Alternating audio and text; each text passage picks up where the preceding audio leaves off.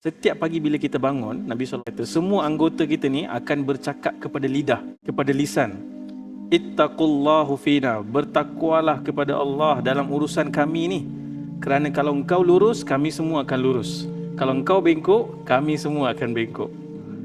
Maksudnya apa? Yang keluar di lidah sebenarnya adalah pantulan, cermin tadi Ustazah katakan. Cerminan apa yang ada di hati. Orang yang lisannya jahat, kemudian dia kata hati dia baik, dia buat dua kesalahan. Pertama, lisan dia jahat.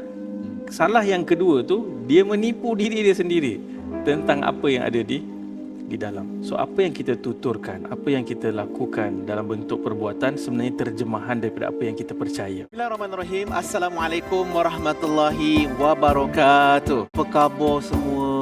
Kemain pink malam ni, Masya Allah. Hari ni kita punya studio dihiasi oleh ibu-ibu yang datang daripada Rumah Ngaji Amrina Rosyada, Jasin, Melaka. Dan juga kita nak ucapkan terima kasih atas kehadiran Firlani bersama-sama dengan kita. Apa khabar Firlani, sihat ke? Alhamdulillah.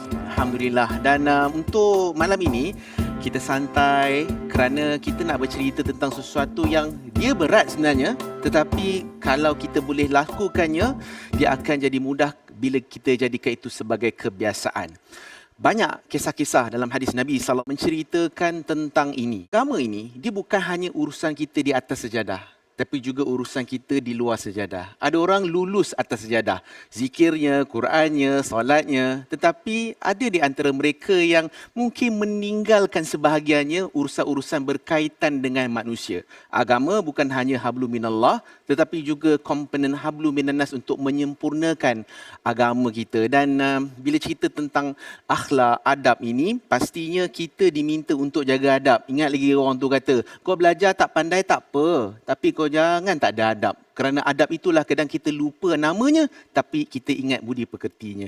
Hari ini kita nak cerita tentang adab cerminan hati, dan pastinya panel-panel jemputan yang kita jemput ini memang sesuai sangatlah untuk membincangkan tajuk ini. Kita nak jemput naik ke atas pentas seorang pendakwah yang saya ingat sangat popular di kalangan kita, Ustaz Azlan Shah Nabis Khan, untuk tampil ke atas pentas bersama dengan kita. Assalamualaikum Ustaz. Silakan Ustaz. Tebakan tempat. Dan kita nak jemput seorang lagi.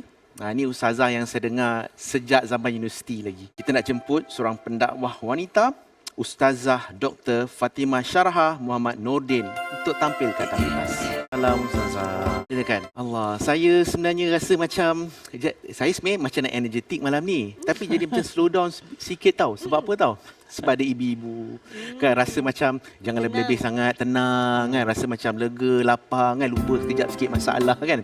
Okey, so saya nak mula dulu dengan Ustaz. Bila cerita pasal adab ni adalah cerminan hati kan,